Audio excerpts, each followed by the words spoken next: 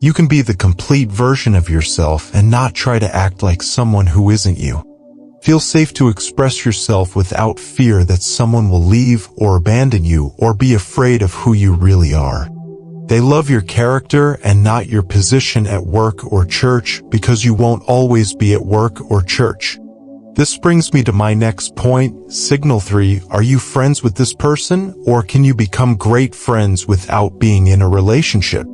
See, the initial attraction when meeting someone you like is good, but you can be friends with the person even without that attraction. They're the kind of people you feel comfortable being friends with, because the truth is that what sustains years of intimacy in marriage isn't the sparks and the butterflies in your stomach. It's the kind of friendship you've built with a person, a depth of communication you can have without touching another's sensitive organs. So, I know it's possible for you to become very infatuated with the person, but take a deep breath and objectively ask yourself, can you be friends with this person? Do her personal beliefs align with yours? For example, what is her opinion about leadership in the home, submission, household chores, and family members living at home with you? Because all of these things will be revealed in marriage, so it's important to have perspective. For example, a good man understands that his position as head of the house is not an advantageous place in life for a woman. He was given a role to care for, nurture, and love his wife as Christ loves the church.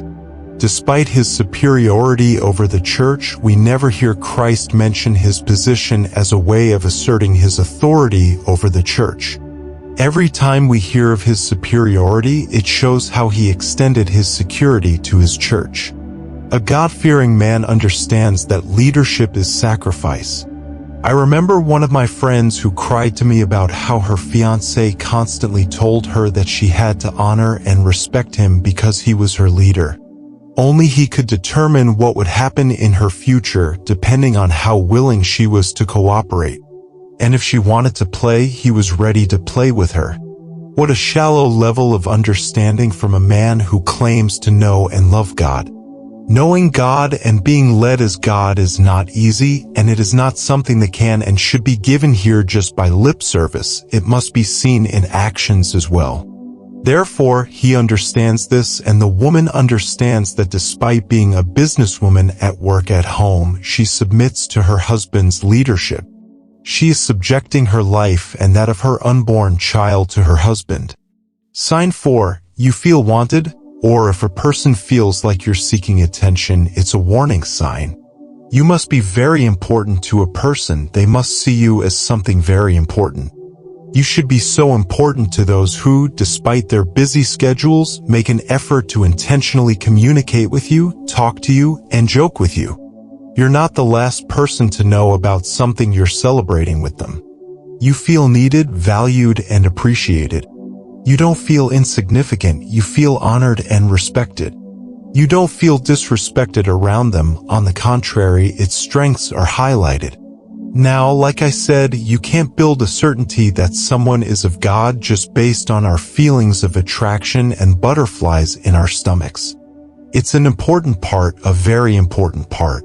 You must be attracted to that man or woman. You must feel those butterflies. That's part of it.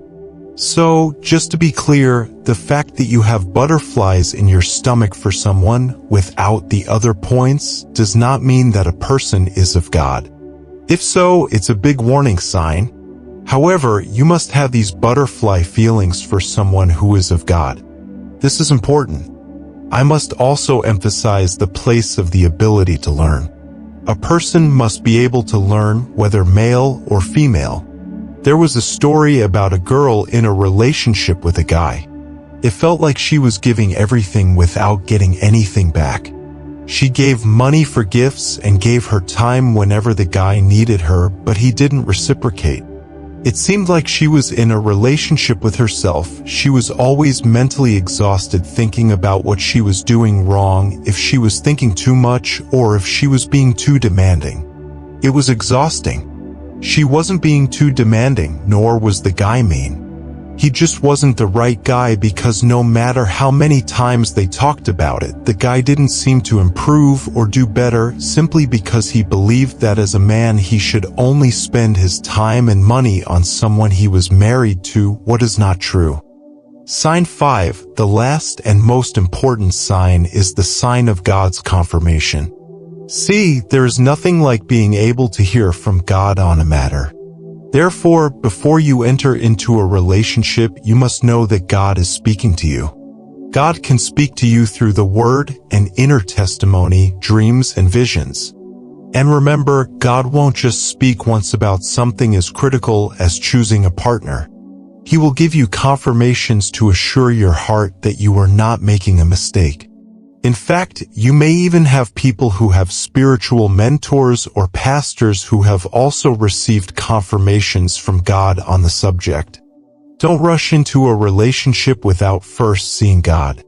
I know it can be difficult and I know it can be tempting, especially when you see that a man or a woman has all the qualities you want in a partner. However, confirmation from God is very important, and you must keep in mind that if it really is from God, He will wait. Remember that patience is one of the virtues of the fruit of the Spirit, and patience is necessary in the process of waiting to hear from God.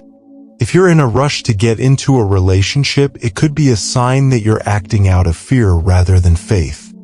The Bible tells us that everything that is not of faith is sin, so it is important to be patient and wait for God's confirmation. Of course, these are not the only signs you can look for, but they are very important. The most crucial thing is to have a personal relationship with God and be able to hear Him clearly. If you have difficulty listening to God, it may be a good time to get closer to Him and seek greater intimacy with Him. In conclusion, there is no single, definitive way to identify the partner God has prepared for you. Searching for signs can be a helpful part of the process, but it is not an exact science and must be supplemented with prayer, counseling, and careful reflection. Remember, the most important thing is to have a relationship with God and seek His will above all else. Prioritizing God, the person puts God first, demonstrating a genuine commitment to the divine will in all areas of life. Comfort and peace, feeling at ease and at peace around the person, not only because of the absence of problems, but because of the ability to be authentic without fear. Lasting friendship, the possibility of developing a solid friendship regardless of romance, based on deep communication and sharing of convictions. Mutual valuation and respect, the person demonstrates genuine interest, regular communication, and highlighting the other's qualities, promoting a healthy relationship. Confirmation from God, seeking and waiting for confirmation from God through prayer, the Word, internal testimonies, and possibly spiritual counseling. The text emphasizes that, although these signs are useful, the search must be complemented by prayer, counseling, and careful reflection. The relationship with God and the search for His will are considered fundamental in the entire process.